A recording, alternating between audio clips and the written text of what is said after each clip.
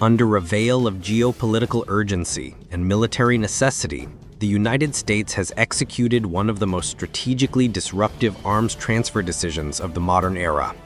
On August 1, 2025, in a move that stunned Kremlin analysts and sent ripples through defense ministries across Europe and Asia, the U.S. Department of Defense activated Joint Directive 409 Alpha, releasing a multi-layered strike package to Ukraine that redefines not only the trajectory of the war, but the structural realities of modern aerial conflict. Valued at over $5.4 billion and composed of 47% existing operational stock and 53% from expedited new production, this initiative is not a token show of support. It is a deliberate, calibrated dismantling of Russia's offensive capacity. At the center of the package are 2,700 AIM-260 JATM units, the most advanced air-to-air missiles ever exported to a non-NATO country. With a range exceeding 300 kilometers and an active seeker equipped with AI-guided predictive targeting, the AIM-260 effectively nullifies Russia's remaining aerial dominance west of the Dnieper River. Ukrainian airspace is no longer a reactive zone. It is a trap. F-16s stationed in Lutsk, Vinnytsia, and Kharkiv now operate with a live link architecture to satellite-guided joint targeting hubs spread across NATO's eastern frontier. In combat terms, this means Russian pilots entering engagement range are already being painted by multiple layers of tracking, from Sentinel radar towers in eastern Poland to converted AWACS support drones flying low-altitude loops off Romania's Black Sea coast. Before a Su-34 or Su-35 pilot even hears the Fox 3 tone, the JATM is already airborne, riding on a flight path calculated by a machine learning algorithm that has digested the flight profiles of every Russian sortie since 2022. And it doesn't stop there. With the JATM deployment comes a tactical doctrine shift that merges battlefield software systems previously compartmentalized across different command silos. Now, NASAM's batteries near the southern lines of Zaporizhia are directly wired into F-16 cockpit displays in the north. A missile launched from a mobile NASAM's ER unit in Kryvyi Rih can be tracked and retargeted in mid-flight by an F-16 flying over Sumy. The integration is complete.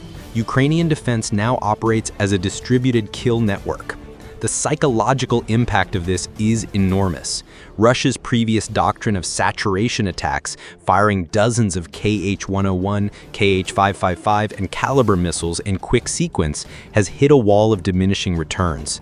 The Caliber salvo over Odessa on July 25th, once predicted to cause a 12-hour blackout across the port region, ended in 5 intercepted missiles, 0 infrastructure damage, and a captured telemetry pod now being reverse-engineered in a Dnipro lab. But it is not only the skies that are shifting. Ground formations are being redrawn in real time. With the arrival of 44 HIMARS GMLRS ER units and 280 pods of extended-range rockets, Ukraine's artillery command has begun mapping overlapping fire zones that stretch from the northern edges of Kharkiv Oblast to the southern Mykolaiv line. The new GMLRS variants extend strike capacity to 150 kilometers, allowing Ukrainian forces to hit rail lines, ammo depots, and S-400 launcher sites deep within Belgorod and Rostov.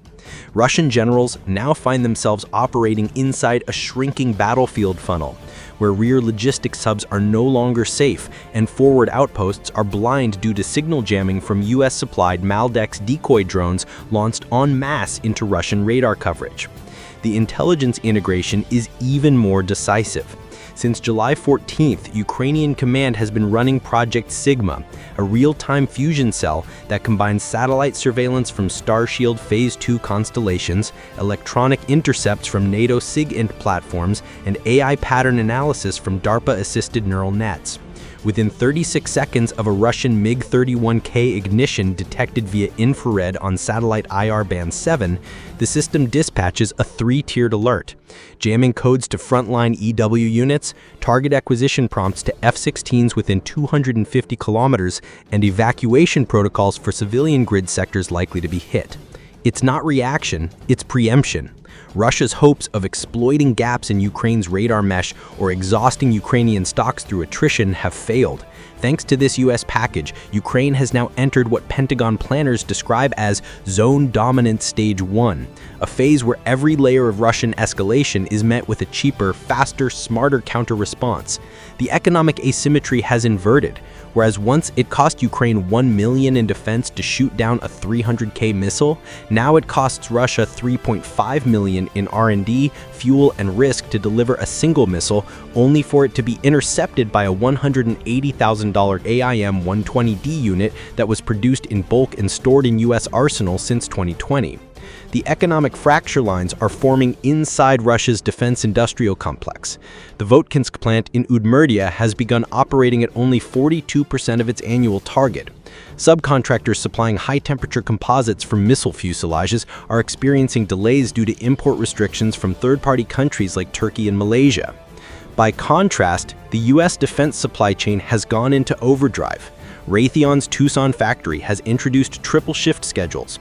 Lockheed Martin has repurposed Patriot PAC-2 production lines into hybrid ARAM JATM lines. Even Norwegian Kongsberg facilities involved in NASAMS production have received U.S. Treasury-backed fast-track financing. America has decided not just to support Ukraine, it has decided to crush Russia's long game. Inside Russian command circles, this shift is being felt in deeply strategic terms. Not only have operational losses increased by 31% in July alone, but commanders are reporting a rising trend of AWOL cases among air defense crews, particularly in forward-deployed S-300 and Panter units. In a single night between August 2nd and 3rd, 3 Russian S-400 launchers were hit before they could fire, based on targeting data relayed from AI-enhanced SIGINT blimps operated by U.S. contractors. These blimps, flying at 18,000 meters and using downward scanning radar with synthetic aperture modulation, have proven critical in mapping the timing of Russian launch cycles. But perhaps the most jarring effect is not military, it's psychological. Russian propaganda, once sustained by the myth of unstoppable salvos and terror raids on civilian infrastructure, is losing traction. Telegram channels previously boasting of flawless strikes now resort to defensive justifications, claiming Ukraine has help. Yes, it does, and that help is now smarter, faster, and more lethal than anything Russia can produce domestically in the next 24 months. U.S. officials have stated privately that this is not just about Ukraine. This is a signal to every adversary watching. If a U.S.-aligned country is threatened, America will not merely deploy troops, it will change the technological rules of engagement. From fire and forget to network and destroy, from manual targeting to AI-guided hunter loops, the battlefield is no longer determined by brute force, but by algorithmic precision and scalable logistics. Russia, for all its stockpile flexing and nuclear saber rattling, is now cornered into a familiar Cold War box. More weapons than it can afford to use and fewer allies willing to support its logistical collapse. And still, new elements continue to pour in. The next shipment includes 300-plus GLSDBs with 150-kilometer range and terrain following low radar signature profiles. Precision infantry systems like the XM7 rifle platform with digitized targeting for forward recon teams are being delivered. Surveillance architecture is being scaled to include AI-synced battlefield drones with dynamic pathing to avoid signal jamming. In short, this isn't a surge, it's a new era. And Ukraine is no longer just surviving in it, it's adapting faster than the enemy can think.